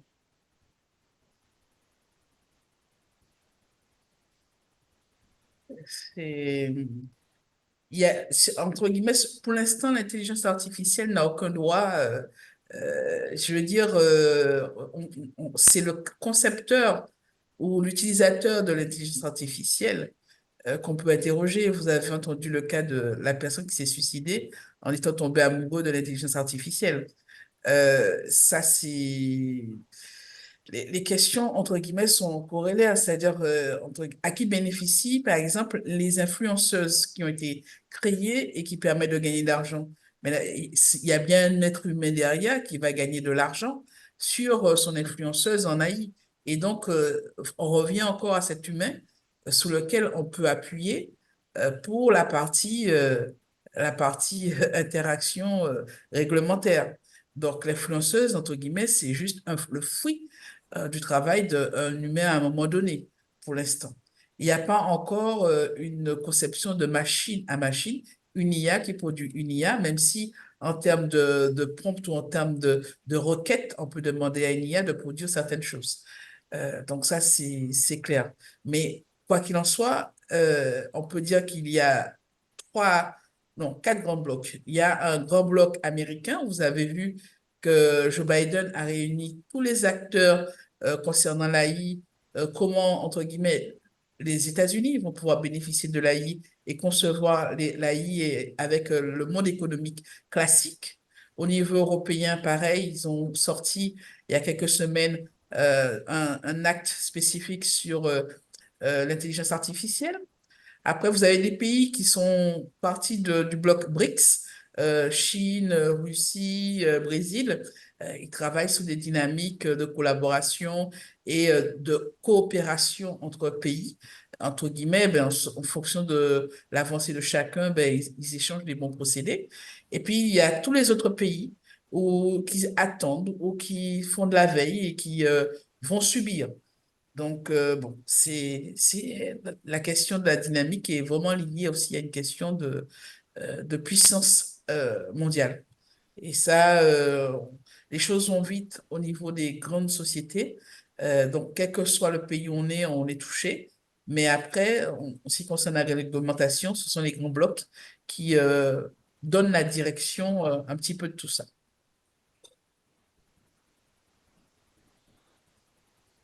D'accord, et merci Betty et merci Christelle. Et est-ce que ouais, il y a Kelly Alexandre qui t'a levé main? Est-ce qu'il a posé question?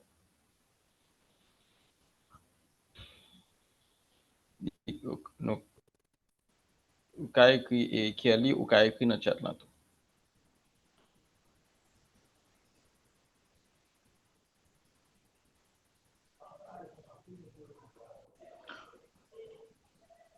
Ah, ok. Bah, ok. Et, et- et-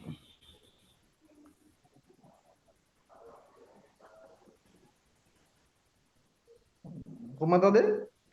ok, bon. Et si... Oh, ok, parfait. Oui.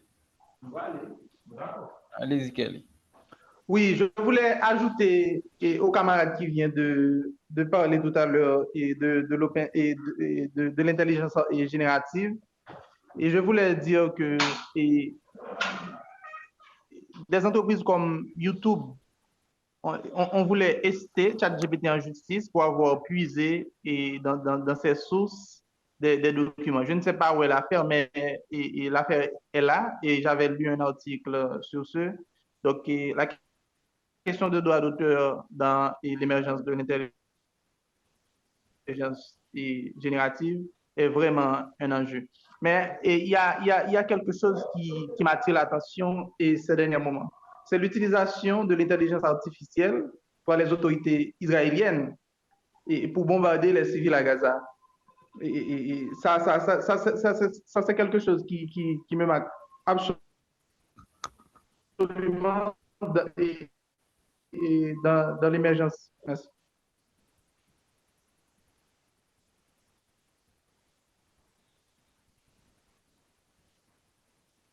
Et merci et Kelly et pour ajout et que vous faites. Donc, je pense que pour qu'on y a passé ces moments pour nous et oh non, bon, d'abord le fait même mais nous avons le conclure mais on dernier mais après dernier mais parce que Kelly pas de bonne question. On va aller Steven Montisol. Et l'ouvrir micro Steven et Montisol là pour dire capable. Voilà, merci beaucoup. Est-ce que nous t'aidons, s'il vous plaît? Bien sûr, bien sûr. Voilà, merci collègue Obed. En fait, nous juste voulais faire un petit ajout tout petit sur ça qui pour avec deux problématiques. Et premier monde avec quoi c'était bon, je me rappelle pas le nom mais bon, mon qui s'est réagi tout à l'heure sur cause intelligence artificielle là. En fait, Betty une Foster. première oui, voilà, une premier aspect et que je voulais toucher c'est ça qui pour avec côté éthique, surtout ça qui pour avec droit d'auteur. En fait, il y a bon petit avancée qui fait dans ça qui est pour avec régulation avec mise en place pour gérer causer droit d'auteur.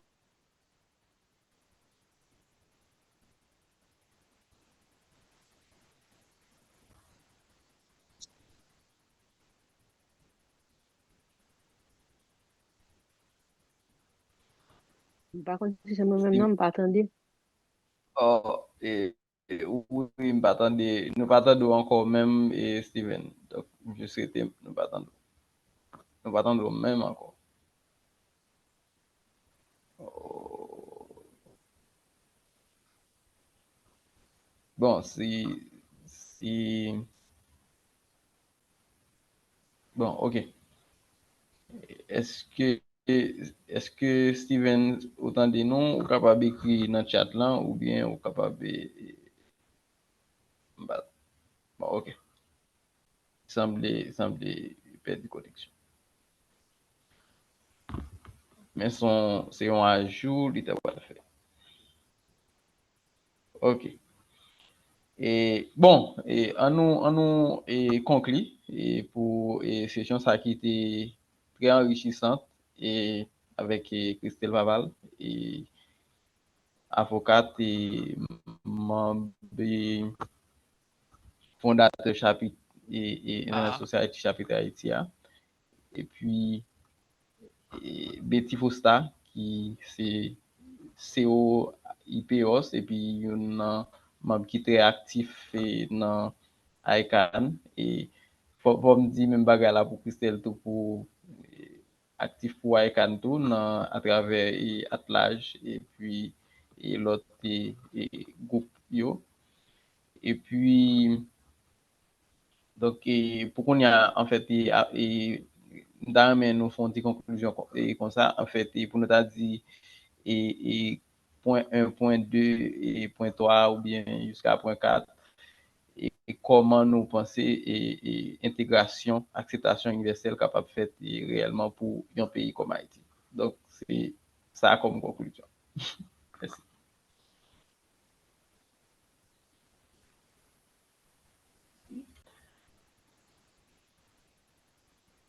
Ah, non, ok. Ou parler avant, Christelle. Bon, je pense que ça sent gros devoir de maison qu'on va nous faire à la dernière minute. Et pour question intégration, concept acceptation universelle là, pour un pays comme Haïti, moi, je pense que c'est le n'a fait production contenu nous yo, pour nous respecter nos normes yo, pour nous et puis et que aussi que registre là FRDDH assurer que domaine.ht promouvoir li pour que li ka respecter normes yo, pour que qu'on y a là tout site qui hébergé sous domaine.ht vin compliant avec concept universal acceptance là, il pourra venir bay accès à un plus gros marché et qui vient ouvert de l'autre opportunité pour nous, malgré que nous avons une limitation de déplacement dans le pays, mais message nous qu'à voyager, produit nous avec service nous à voyager, à parler de eux-mêmes au niveau international. Parce que je pense que c'est ça qui pour moi est plus important. Sur l'aspect technique là, je pense que Betty a nous plus de détails. Et puis bon, pour question de propriété intellectuelle là, j'aime dire nous, pour le moment, n'a étudier ça qu'a fait sous scène internationale là, et puis nous-mêmes au fur et à mesure on peut essayer appliquer ou bien adapter à réalité pas nous en Haïti. Moi même pense que à ce stade là beaucoup ouais ça nous qu'a fait de proactif parce que pas vraiment des débats que pour nous déposer, mais c'est rester véatif et assurer nous que nous n'a veillé et puis que nous va l'appliquer au fur et à mesure pour adapter le travail nous pour que nous puissions protéger au maximum le contenu que nous produisons. Merci. D'accord, merci Christelle. Betty. Ben, Donc, pour aller dans la même logique là, c'est que pour penser le futur à Internet, faut penser un futur qui est le plus près possible de chaque monde qui a utilisé Internet. Et utiliser l'anglais que monde là qui a utilisé tous les jours. Donc, en résumé, ce qui est important, le futur de l'Internet s'écrit avec la langue qu'on préfère. Mais pour cela, il faut techniquement préparer les infrastructures pour que ça puisse fonctionner. Il faut adopter au niveau d'Haïti, au niveau même de la création logicielle, au niveau de la création de portails, l'application de l'Universal Acceptance. Et ça veut dire que concrètement, lorsqu'on veut avoir un nom de domaine en créole haïtien, on peut l'avoir, on veut mettre un accent. Pour l'instant, c'est pas possible de mettre les accents sans cette infrastructure qui est prête. D'accord? Les accents aigus, accents graves, non, ça va être possible quand techniquement l'adoption de l'Universal Acceptance sera traduite par la mise en place d'une infrastructure technique conforme. À côté de ça, il faut aussi penser, on en a parlé, de l'IA, on a parlé aussi de l'oralité, et par rapport à ça, préparer le futur de l'Internet qui ne sera pas forcément basé sur du texte. Ça veut dire que pendant qu'on est en train de courir pour réparer et préparer le présent et être dans un Internet inclusif qui prenne en compte le créole haïtien, le français, avec la particularité d'avoir des accents, c'est pas de l'anglais, c'est pas, voilà. Ben, il faut aussi penser à la façon dont on prévoit le futur de l'Internet. Et là aussi, qui dit oralité, ben, chacun a son accent.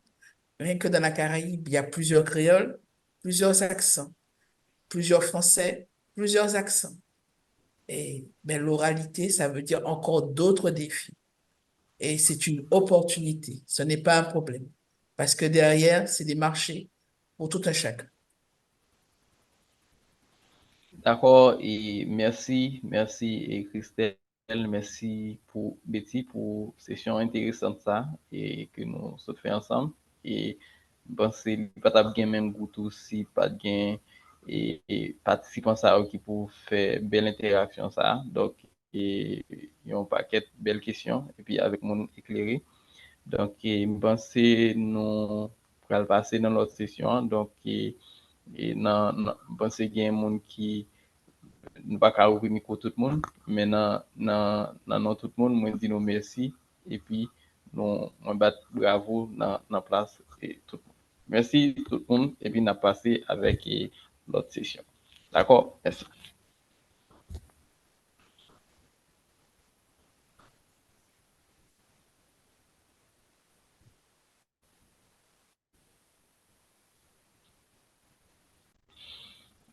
Bon, et nous dans l'autre session avec Christlin. Et Christlin, c'est ambassadeur et acceptation universelle dans ICANN. Donc, c'est la première façon que nous avons introduit. Et donc, nous connaissons déjà nous, en Haïti, nous dans la région Caraïbes blanc. Donc, c'est plus bon monde qui peut parler dans ce sens-là. Et puis, non seulement qui a traité causer région, mais qui est capable de traiter et acceptation universelle dans tout le monde là. Donc, donc c'est ça. Et puis, bon, essayer de regarder, ok, il est là, Nicole Guetan et l'ouvrir à attendre.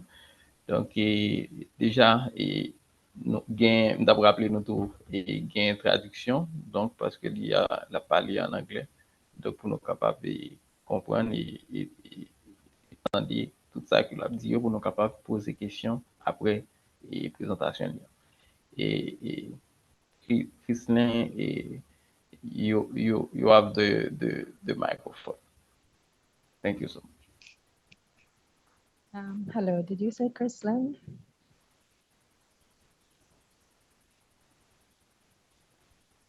Can I get permission to share my screen, please? Okay. Tant pis, Yes. Bali autorisation. Okay. Parfait.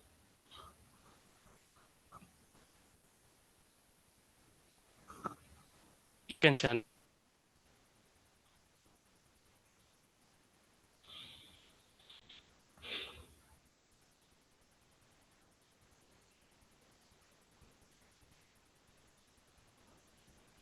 Are you able to see my slides? Yes. Okay. All We right. see it, yeah. Okay, all right. So my presentation is going to be on email address internationalization, which is EAI. And what I'm going to present for you today is a case study that was done, right? So I'm going to present a case study that was done to test the level of UA readiness on websites in Haiti. We're going to do a practical demonstration, and then I'm going to talk about how to get UA ready, and then I'll close my presentation. Just a second, please. Okay. So we wanted to test the level of UA readiness of Haiti. So based on that now, what we did was conduct a case study to examine 20 websites that represents local businesses and agencies that operate in Haiti. So the websites were randomly selected from the following categories in no particular order. There were government agencies, banks, credit unions, education institutions, ICT service providers, internet service providers, real estate, as well as security firms. So all these different types of websites were tested. Now, how was the test conducted?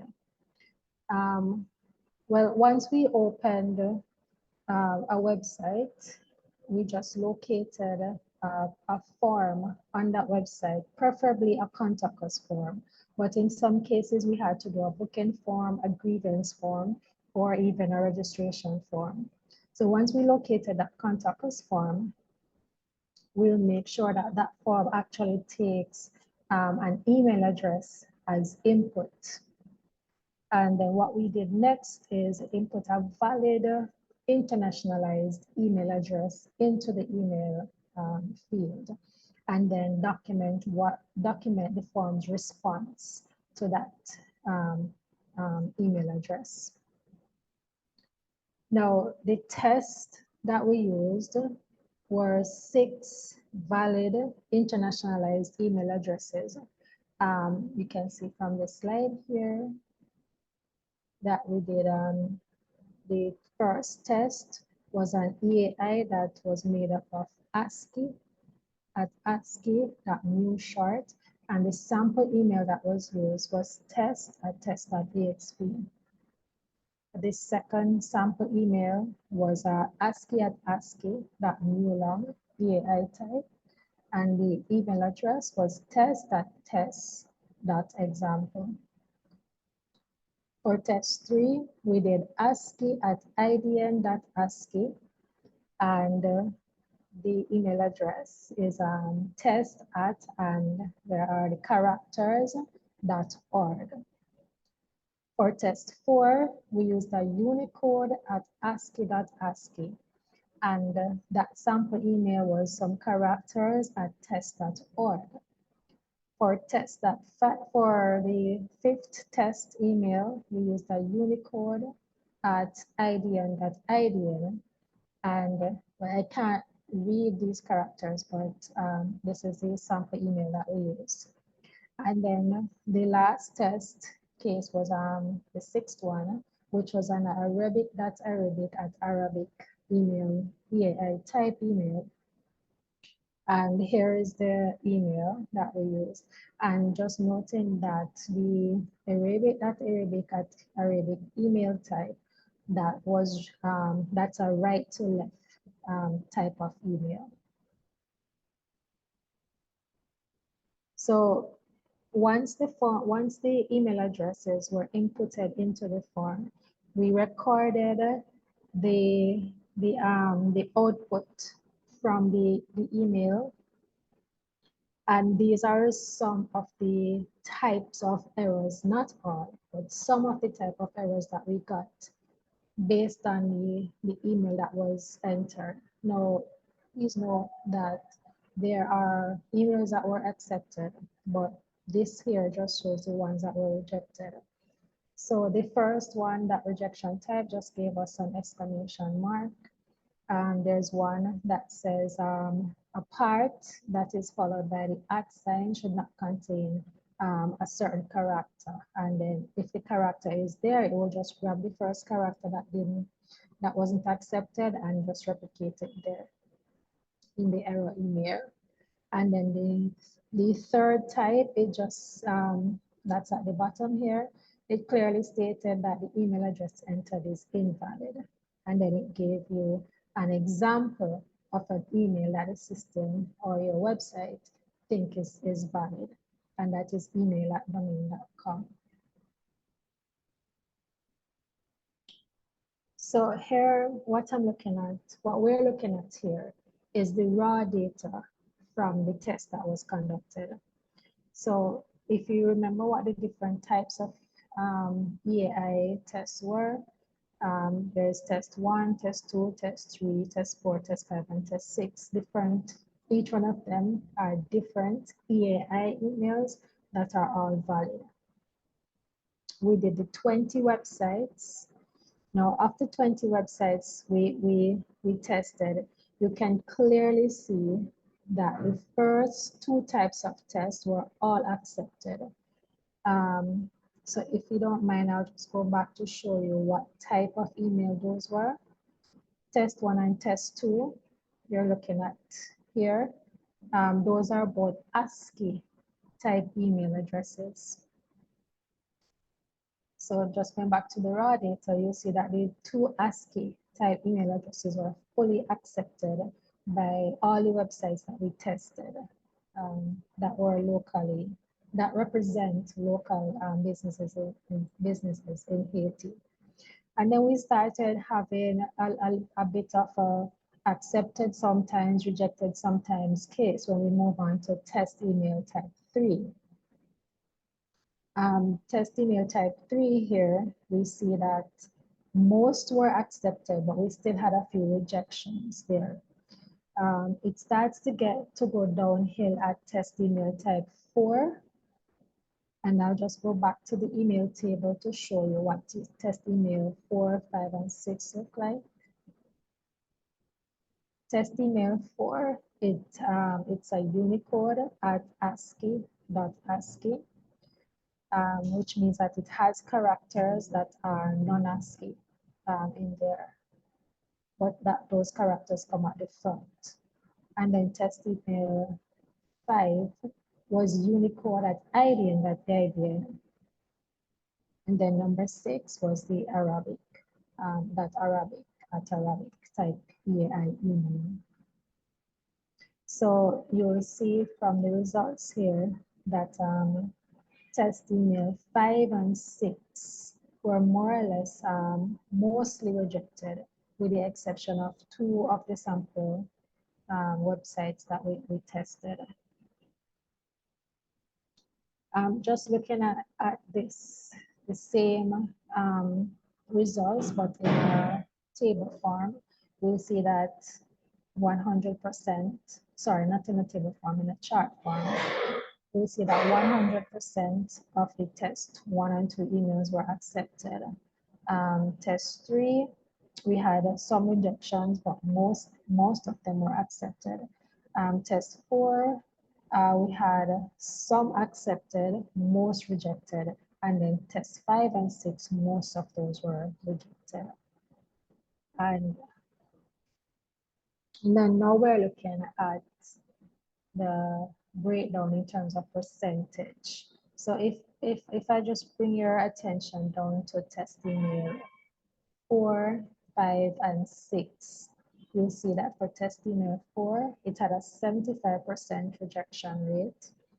Test email 5 and test email 6 both had a 90% rejection rate. So this is in terms of us getting EAI ready. Test email 4 to 6 is where we have the bulk of work to get done. Now, just going to look at a simple demonstration with an actual contact form. So this contact form here is a simple contact form that I created using HTML and JavaScript. Now, if you look at the form, you notice it collects name, email, and also you can submit a message and then press submit when you're done. So this is more or less a basic contact form, which most likely a lot of contact us forms on websites look like this. Now the email type here, this input type is actually of type email. So if there are any developers in the audience today, you will understand what I mean when I say the input type is email. Now, when you set an input type to email, what this does is that it prompts modern browsers to perform a basic email validation. Now, the email validation, it was working fine before we decided, or before we went on the path of universal acceptance. But what we're having now, the issue is this basic email validation that is performed by most browsers, it does not fully support internationalized email addresses. So what you'll find is that there are non-ASCII characters, right? Some of those would be rejected. Now, as you can see from here, it says the part followed by a should not contain the symbol, and then it starts with the symbol. That's the first symbol there. Now, if we look at the code snippet, and this is very basic, there's not much inside of it. If you look at the code snippet for the input type email here at the bottom, you'll see that it says input and then type equal email. This is a part that I'm drawing your attention to because this is what we have been doing for years. So this is a good place to start if we're going to become your acceptance, if we're going to become UA ready as it relates primarily to EAI. Now, this is what I have here is the same contact form, right? But this time I made it partially EAI ready. By partially, I mean what I did, I'll bring your attention down to the code snippet. I simply changed the type from from email to text. So now modern browsers, they would not be validating a type of text. So what we'll have here now is that the form itself would accept the email address. It would not throw an error because the type is text, so it's not expecting the regular string that normally comes with a regular email address. However, while the form does not throw an error, it does not mean that it is 100% EAI ready. It's just the first step or one step. It's not necessarily the only step. Now, after we've done that, then we're going to have to challenge our developers now to make that step to actually go inside of our codes and validate these email addresses, right? Because if the type is text, you still have to do validation on the backend, either using JavaScript or some other programming language, to ensure that the string that is entered is actually a valid email address. That's an option that can be pursued. Now, what was done? Now, internationalized email addresses was tested for acceptance and validation by web forms. So which means that we only tested two things. We tested the acceptance. That means that you put the email in and it's accepted. And we also tested slightly the validation to see whether or not the form will throw an error or it will accept that email address. However, in order for our system to be considered UA ready, we need to expand this to not just accept and validate, but we also need to process, store, and display. And what does each one of these means? If we're talking about acceptance, it means that the user can input characters from their local script or their local language. Then once they're able to input the characters, then we need to be able to accept the characters and recognize that this is valid. And that is where validation comes in, right? The next step is to process the information that was inputted. So it means that the system performs operations with the characters and we're able to use it. Now, after that is done, if we're talking about our database, we need to be able to store this correctly in our database without any type of corruption. And then after storage, if we need to, well, more than likely, we will need to fetch that information. So, and then present it to the end user. And that is where display comes into place. So when you fetch the information that is stored from the database, it must be able to show correctly. Now there are steps that we can take to try and make our systems UA ready and also EAI ready. And this forum is one of the steps, and that is where we talk about education and awareness. So raising awareness among stakeholders, and our stakeholders include the businesses, developers, IT professionals, and they need to be aware of the importance of universal acceptance and how it affects the way we do business in the Caribbean.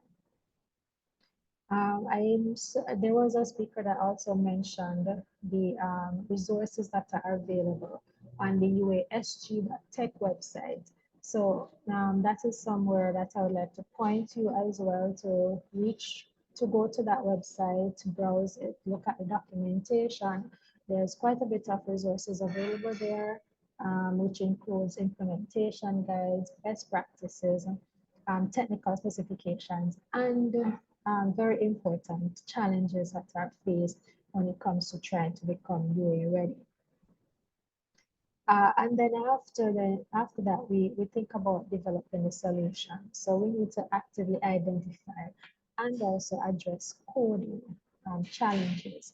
But if we are able to address coding challenges, we need to also look at policies that could prevent us from actually moving to the next step, right? So policies that maybe something like encouraging businesses to ask developers to make sure that the codes that they're creating are UA ready.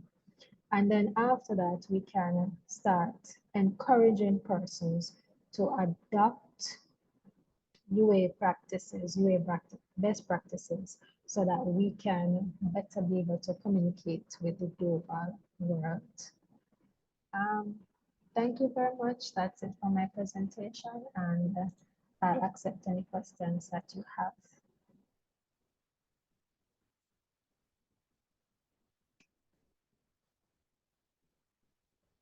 So if you have any questions, I'll try my best to answer them at this point.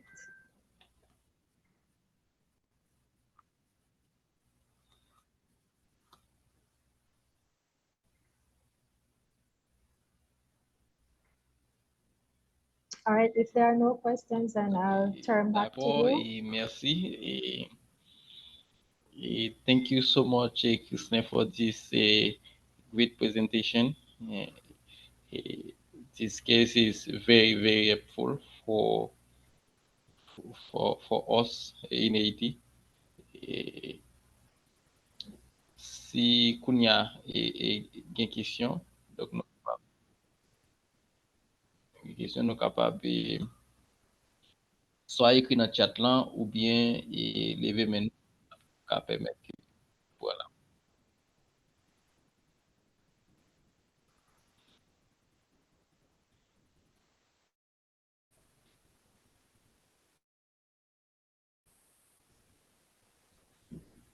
Ok, et Lovensky Ziligayon, Lovensky Ziligayon, donc et permettre les et puis pour être capable de poser des questions.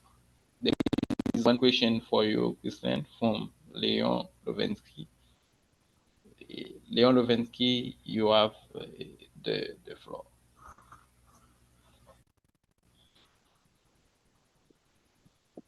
Okay, thank you, Obed. Thank you for our presentation.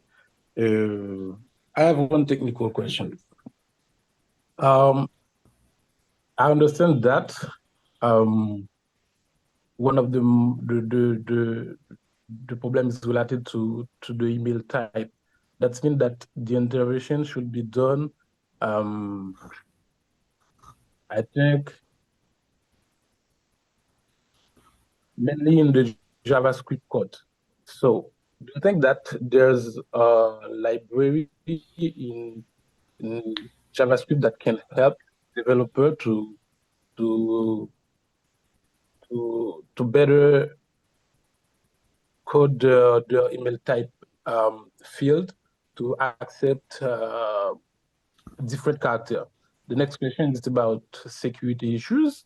Do you think that if a developer enable the email type field to accept diverse character, it is really safe? I think that there's a possibility for hacker to use security treats like SQL injections and more. So what do you think about it? Thank you for your question, Leah. Most definitely, let me address the security concern first. Yes, there will be security concerns with more or less any system that we're putting out there on the internet, right? And making our systems UA ready is no exception to that. So what I would suggest is you have to not only try to correct whatever UA challenges that your codes have, but you also have to be at it all the time, making sure that you're following the best practices, making sure that you have policies to back you and to back your developers, if you're a developer in this case. So for me, I would say follow the trends in terms of security and implement best practice where possible, because if you take a look at a regular contact form, and there are a number of text fields that are there. For example, your name, your address, telephone number, there are a lot of text fields there. So all of those text fields would come under the same level of attack that an email address field will come under. So that is something that you can consider as well as it relates to security. For your first question, I hope I answered your question first.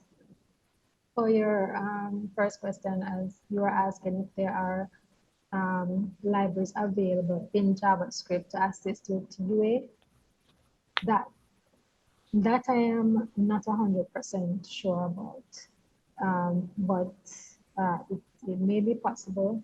It depends on how the solution is implemented, because there are going to be multiple ways to implement any solution, right? So at the end of the day, it's up to the creativity of the developers to come up with that type of solution. I hope I was able to answer your question effectively. Thank you.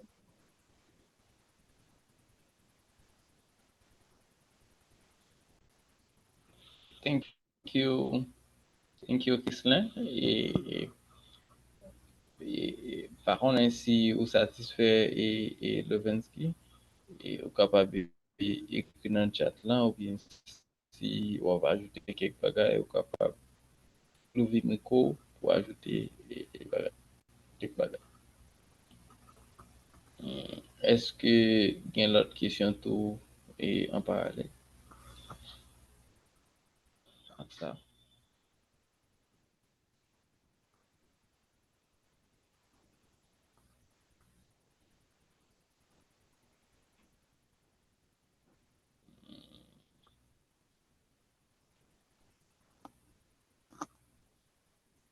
Bah ouais,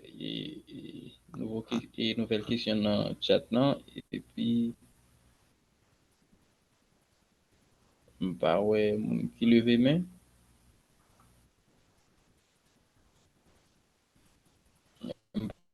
C'est cas vraiment clair et puis il était pratique.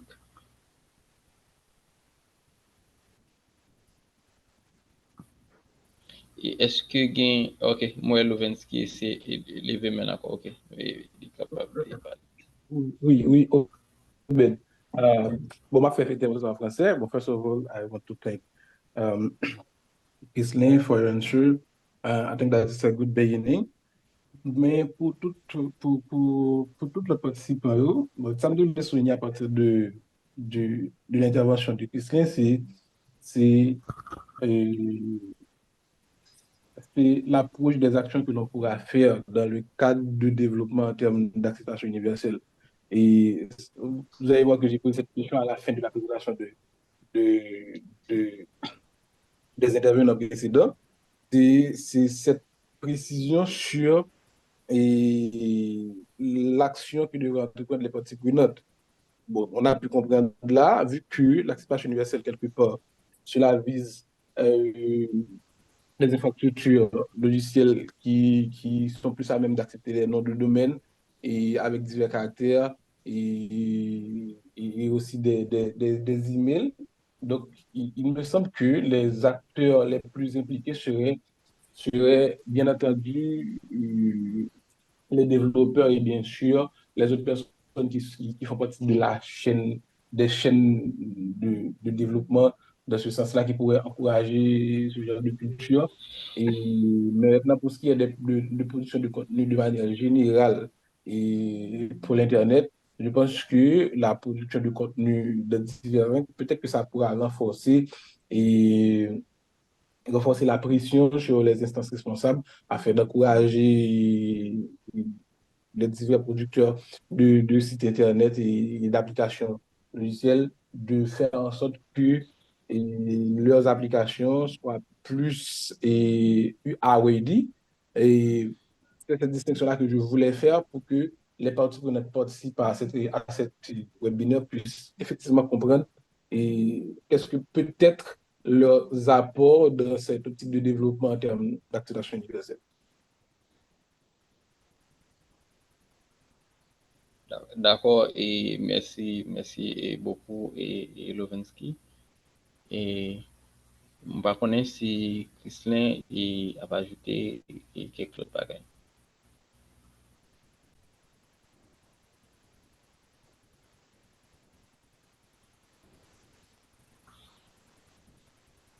I don't know if Christian want to add something after Lovensky's work here. No. I wasn't able to follow what you were saying, Lorenzi, so I don't have anything to add at this point. Thank you. Ok. Donc, merci tout le monde qui te rend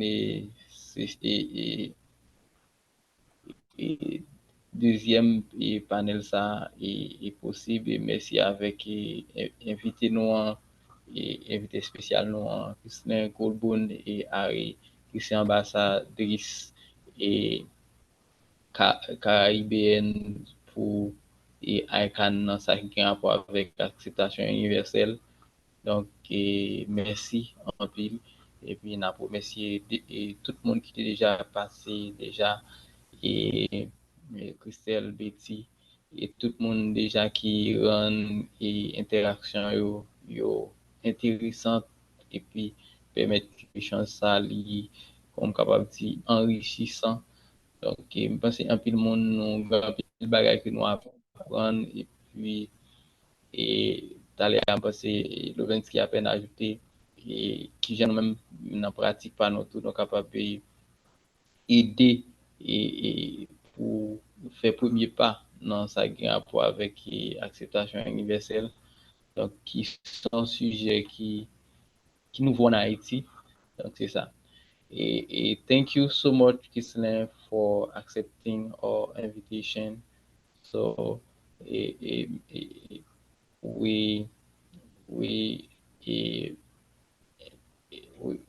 enjoy your great presentation, your particular presentation on this case. Thank you so much for this. Kounia nous pour mettre fin et est-ce que Christelle a un dernier bagage à ajouter comme mot de la fin et puis vous nous capables de finir avec la deuxième session.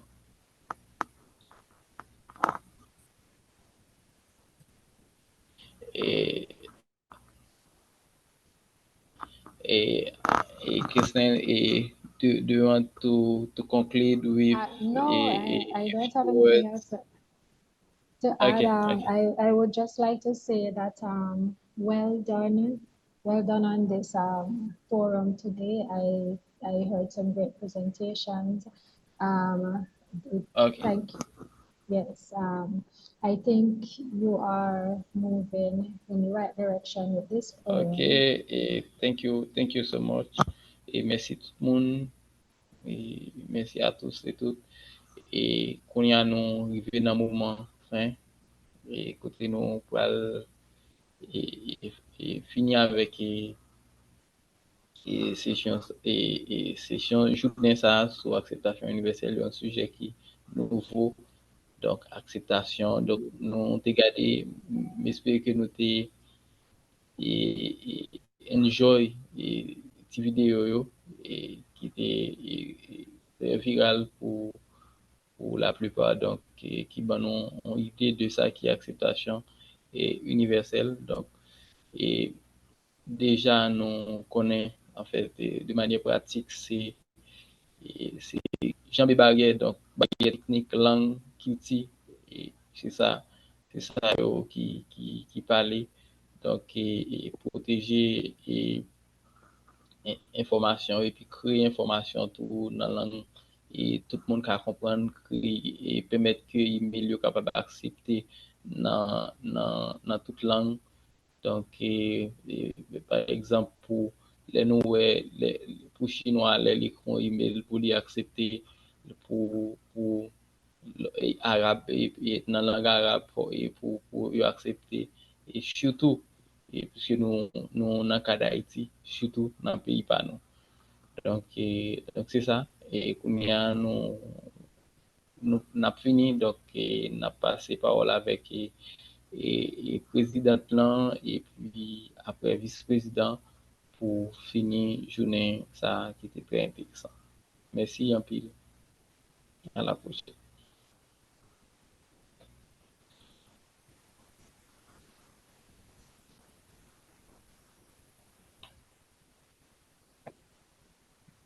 Oh, ok. Si président là va là, et bon garder point. Et ok. VP, non, président là, moi président là. Et ok, président au cas parler en après et VP Max s'il est disponible, il est capable d'ajouter quelques bagages pour nous. Merci. Merci et collègue Obed, merci avec chaque monde qui était là jeudi pour te faire célébration ça possible. Merci à Rodrigo, Stella, Betty, Chrislin, collègue Obed qui t'a assuré modération pour nous. Et merci toi avec chaque participant qui était vraiment nous débat était vraiment achalandé parce que tu montré vraiment intérêt nous pour jeunesse. Et c'est pour nous célébration ça, mais c'est pas une dernière. Donc c'est engager nous qui pour permettre que c'est pas un concept, mais c'est un engagement que nous avons fait que ça soit possible pour nous-mêmes en Haïti. Donc merci à nous tous et que je venir toujours. Merci encore et moi passer avec VP pour être capable de clôturer et 10 mots parler tout. Merci tout le monde. N'a pas dans une autre activité. Bye.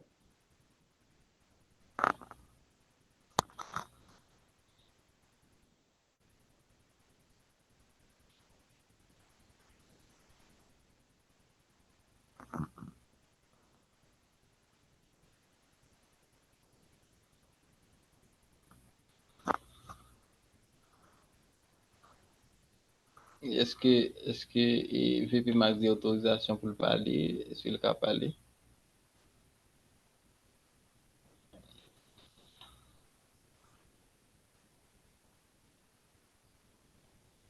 Bah ouais, micro l'ouvrir.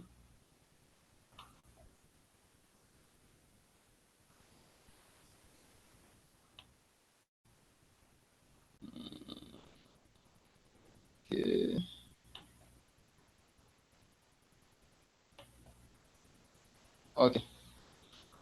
Bon, si bah, on est peut-être que Vive Max a quelques petits problèmes pour qu'on y a. Donc, donc merci tout le monde et le 26 remercie et tout le monde et puis chapitre là pour l'événement. Donc, nous un message. Hein. Donc, donc, nous remercions tout pour faciliter l'interaction pour l'événement ça qui sont les premières pour Haïti. Donc, et si VP Max malheureusement est pas capable de prendre donc et n'a fini l'événement et n'a mis fin à l'événement pour nous.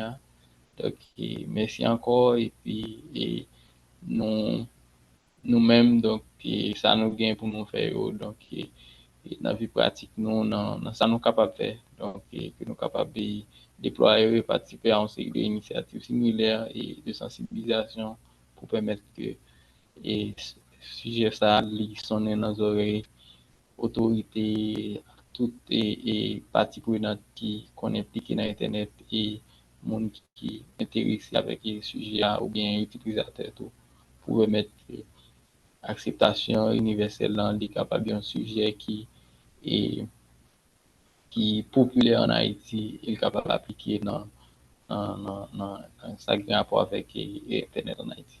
Merci tout le monde et puis et passez une bonne fin de journée. Thank you to everyone. Have a nice day. Thank you. Bye.